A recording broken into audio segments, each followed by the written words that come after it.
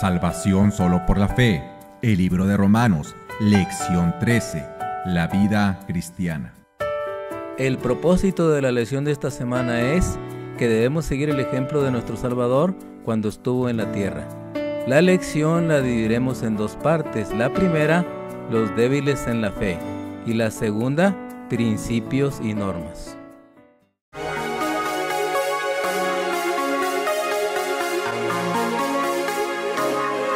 Frecuencia cristiana.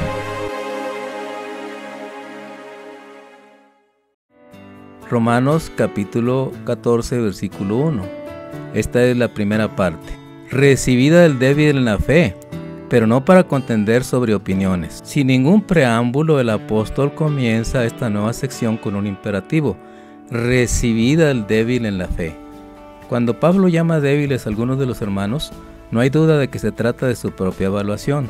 Difícilmente alguien se iba a identificar con este término diciendo, yo soy de los débiles en la fe. Es necesario notar que los hermanos débiles eran débiles en la fe. Esto sugiere que su debilidad no era algo de orden moral, que fácilmente sucumbían a la tentación, que estaban propensos a volverse al mundo.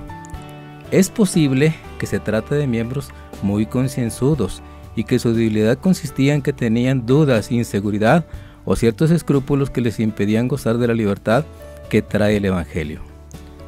No habían aprendido a descansar en la gracia de Dios. Cosas externas de menor importancia pesaban mucho para ellos. Al mismo tiempo les costaba entender y tolerar a otros miembros de la iglesia que eran tan cuidadosos como ellos en estos detalles. La palabra traducida como recibir significa más que recibir a alguien por obligación, porque no queda otra sino recibirlo con entusiasmo, con alegría. La versión Nácar Colunga está más cercana a la idea original del texto cuando traduce la frase como acoger al flaco en la fe. Acoger es más que solamente recibir, es hacer sentir a alguien que es bienvenido. Después de establecer el principio de tolerancia sobre cosas que no son de importancia capital, al pedirle a los fuertes que reciban sin reparos a los débiles, Pablo pasa a especificar cuáles eran las áreas donde se manifestaban las diferencias. Porque uno cree que ha de comer de todo, otro que es débil come legumbres. Romanos 14:2. Cuando dice que algunos creían que se puede comer de todo, es necesario entenderlo en el debido contexto. Se refiere a todo lo que está bajo discusión, todo lo que está causando problemas en la iglesia de Roma. Por supuesto, no incluye cosas perjudiciales para la salud. ¿Por qué razón algunos de los hermanos comían solo legumbres? No está especificado, pero evidentemente no eran débiles a principios de salud. Si los débiles eran judíos conversos, como hemos sugerido más arriba, uno podría pensar en un par de razones que motivaban su abstinencia. Aunque Pablo no lo menciona, en Romanos existe la posibilidad de que en las carnicerías de los gentiles se vendían carnes que habían sido ofrecidas a los ídolos, como pasaba en Corinto. Y debido a asuntos de conciencia, aunque el ídolo no es nada, se sentían temerosos de comer para no contaminarse. También es posible que los animales no hubieran sido propiamente desangrados, como lo requería la ley judía, lo cual presentaba otro impedimento. La mejor manera de estar seguros de comer todo era abstenerse totalmente de la carne. Por otro lado, había hermanos que no tenían esta preocupación y comían sin compunción de conciencia de lo que se vendía en la carnicería. Tal cosa no hubiera presentado ningún problema, salvo que esta situación daba motivos para malentendidos. A lo que había llegado la situación se desprende del consejo que les da el apóstol San Pablo. El que come no menosprecia al que no come, y el que no come no juzgue al que come, porque Dios les ha recibido. Los que se sentían libres para comer tendían a menospreciar a aquellos que por ciertos escrúpulos que ellos no podían entender se abstenían. Por otro lado, los que se abstenían, creyendo que era un mandato del Señor, juzgaban, criticaban a los que no se guiaban por sus convicciones. Sin duda, los encontraban liberales. En vez de menospreciar o juzgar, debían recibir, dar la bienvenida con caridad cristiana al hermano, fuese quien fuese. La razón básica por la cual debían aceptarse los unos a los otros es porque Dios los había aceptado a ellos. La palabra recibido es la misma palabra que se usa en el versículo 1. Debían recibirse porque Dios los había recibido. Cuando Dios acepta a un individuo, no lo hace porque sea perfecto, lo acepta con todas sus debilidades. No lo acepta por lo que es, sino por lo que puede llegar a ser si se mantiene su relación con Dios. Sí, Dios acepta a las personas incondicionalmente, con todas sus limitaciones, prejuicios, escrúpulos, dudas, suficiencia propia. ¿Cómo no va a recibir a alguien, al hermano, aunque no piense y se comporte en todas las cosas como el que cree que debe hacerlo? Una segunda área de disputa tenía que ver con hacer diferencia entre día y día. Algunos hacían cierta diferencia, otros no. Otra vez el apóstol no da detalles, ningún tipo de explicación para ayudarnos a entender cuál era la práctica de lo que estaba sucediendo en la iglesia. Si los hermanos débiles eran cristianos provenientes del judaísmo, es razonable pensar que podía costarles abandonar ciertas prácticas que tenían que ver con las festividades judías. No es fácil desalojar de la conciencia cosas a las cuales uno ha estado acostumbrado por mucho tiempo y luego ve que tiene menos importancia de las que se les había adjudicado. Además del día sábado, el descanso semanal, había otros días que eran muy importantes en el calendario judío. En realidad, había 7 sábados anuales.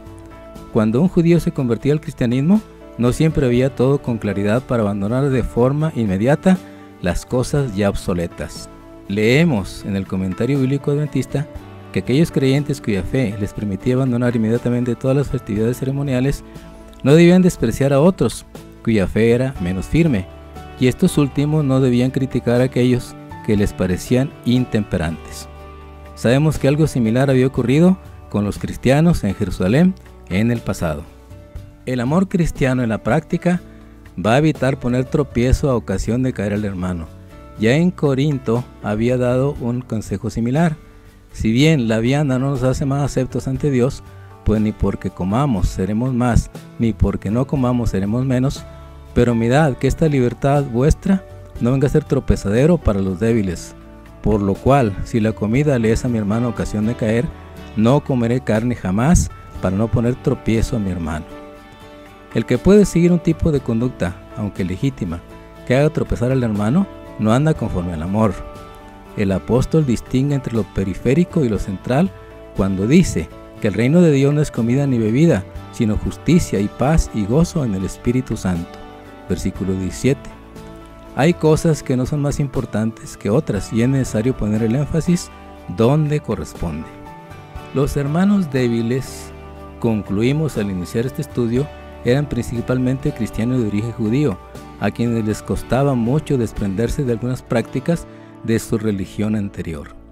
Comían legumbres, no porque fueran vegetarianos, sino porque en el contexto en que estaban no veían apropiado el comer carne.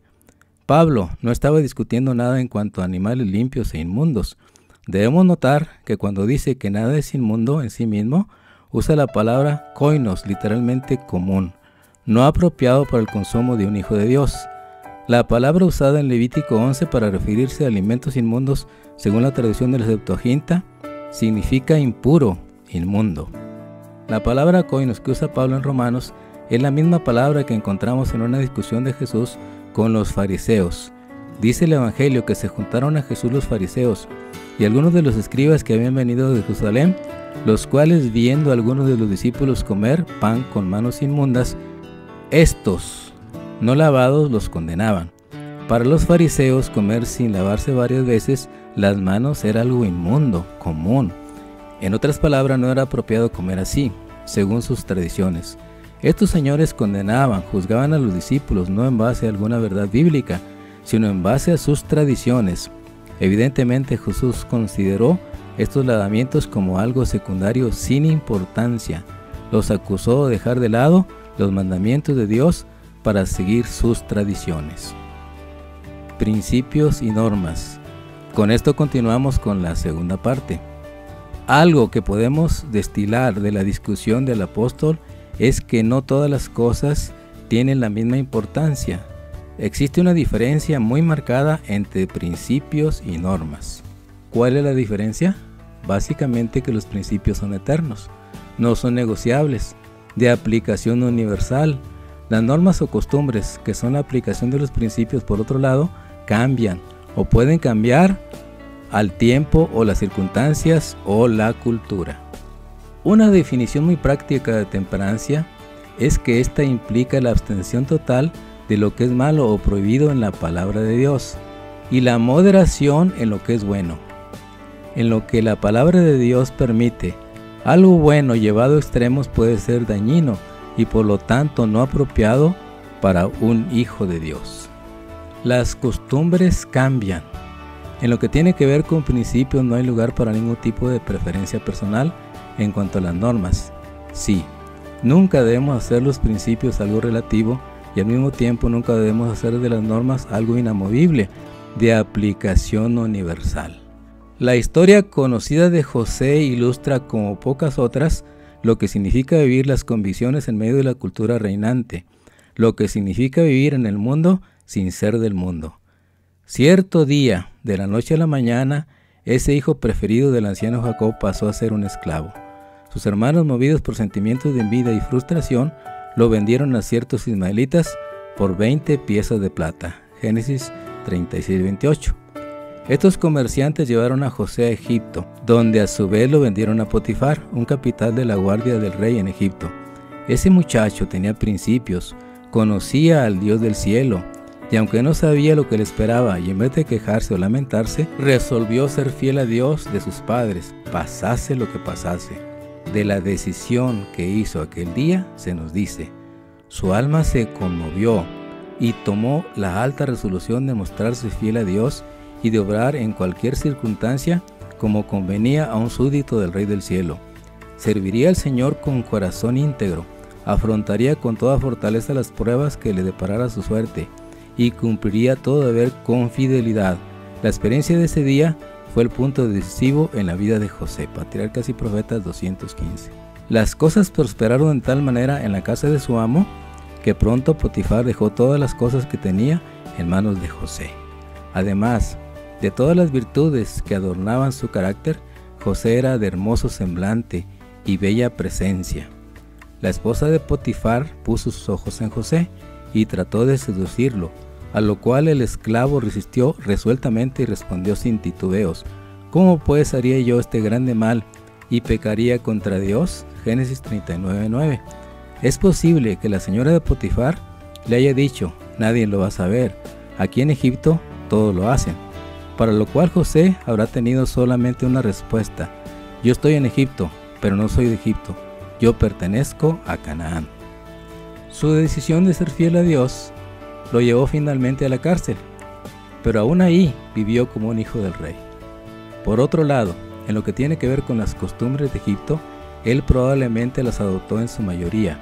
Aprendió el idioma de Egipto, comía de la comida de los demás, se casó con una egipcia, se vestía como los egipcios, al punto que cuando sus hermanos lo vieron después de algunos años, no lo reconocieron. Se parecía a un egipcio, esto es, en su aspecto exterior.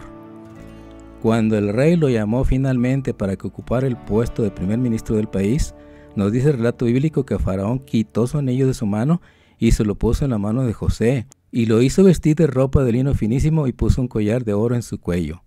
José no objetó a nada de esto, era parte de la cultura donde vivía. Hizo una diferencia entre el adorno exterior y la pureza interior, entre adulterio y adornos. Suponiendo que el rey le hubiera dicho, luego de elevarlo al puesto de primer ministro: quiero que me acompañes todos los días al salir el sol a adorar a mi Dios por unos momentos. A tal insinuación, no hay duda de que José hubiera dicho: no, eso no, mi Dios es el Dios de Abraham, Isaac y Jacob, yo solamente lo adoro a él. Y aunque eso hubiera significado volver a la cárcel, lo hubiera hecho sin titubear. Hay cosas que son negociables, parte de la cultura, mientras que otras no, son principios, y con los principios no se negocia. Cuando se trata de ellos, el cristiano debe permanecer firme, de parte de lo recto, aunque se desplome en los cielos. Así como José, el consejo que Agustín dio a la iglesia hace más de 1500 años con respecto a principios y normas, nos parece muy apropiado para concluir con este estudio. En lo que es esencial, unidad. En lo que no es esencial, libertad. En todas las cosas, amor. Una conclusión. El libro de Romanos contiene una exposición completa y profunda del Evangelio. Difícilmente podrá alguien entender de veras el Evangelio en sus variadas dimensiones sin prestar atención al contenido de este documento singular. Lo que le da a Romanos esta dimensión tan especial es el hecho de que fue escrita por alguien que no solo conocía en teoría la verdad de la palabra de Dios, sino que había experimentado en su propia vida el poder transformador de la gracia de Dios. El encuentro de Saulo con Jesús en la cercanía de Damasco revolucionó su vida entera. El escrito fariseo, celoso por las cosas externas, irreprensible a los ojos de los hombres, fue transformado de la noche a la mañana en el apóstol de la gracia, en un humilde servidor. Tuvo además la rara habilidad de saber combinar la teología profunda con la práctica.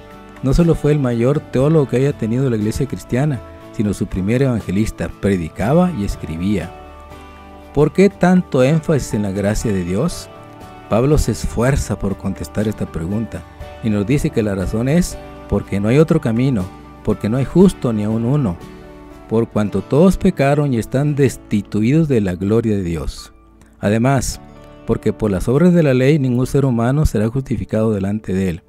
Es por eso que el plan de la salvación contempla que el hombre puede ser salvo solamente sobre la base de la justicia del Hijo de Dios, quien a través de su perfecta obediencia a la ley de Dios y su muerte en la cruz, en lugar del hombre culpable, proveyó la justicia que el hombre nunca podría conseguir de otro modo. Dios estaba en Cristo reconciliando el mundo consigo mismo. Siendo que la salvación es una dádiva, la única manera en que puede ser recibida es por fe en los méritos de Cristo. Cuando Abraham creyó, le fue contado por justicia. Pero no solamente con respecto a Abraham se escribió que le fue contado por justicia, sino también con respecto a nosotros. Esto es, a los que creemos en el que levantó de los muertos a Jesús, Señor nuestro. Pero la gracia de Dios, aclara el apóstol en Romanos, hace más que cancelar la deuda del hombre y regalarle la salvación. Es al mismo tiempo un poder que transforma. Para quien acepte el ofrecimiento de la gracia, el viejo hombre, es decir, la vida antigua de pecado habitual, fue crucificado juntamente con él, con Cristo. Y el cristiano puede vivir bajo la dirección permanente del Espíritu de Dios. La gracia de Dios da un nuevo rumbo a la vida. Dios vuelve a ocupar el lugar que le corresponde en el corazón del hombre, quien ahora no vive más para sí, sino para los demás, motivado por el amor de Dios que ha penetrado en su alma. El hombre, una vez reconciliado con Dios, está llamado a hacer una entrega completa. La salvación es la dádiva de Dios, un regalo inmerecido que se recibe por la fe. Pero una vez recibido se manifiesta en frutos de justicia, en obediencia y lealtad a Dios y amor imparcial para con el hombre. El amor de Dios recibido en el alma llega a ser el móvil de las acciones, porque el amor no hace mal al prójimo, así que el cumplimiento de la ley es el amor. Decidamos hoy siempre comprender a los hermanos débiles en la fe y recibirlos siempre con amor, y a apropiarnos de las palabras del apóstol en Romanos 12:1. Así que, hermanos, os ruego por la misericordia de Dios que presentéis vuestros cuerpos en sacrificio vivo, santo, agradable a Dios, que es vuestro culto racional.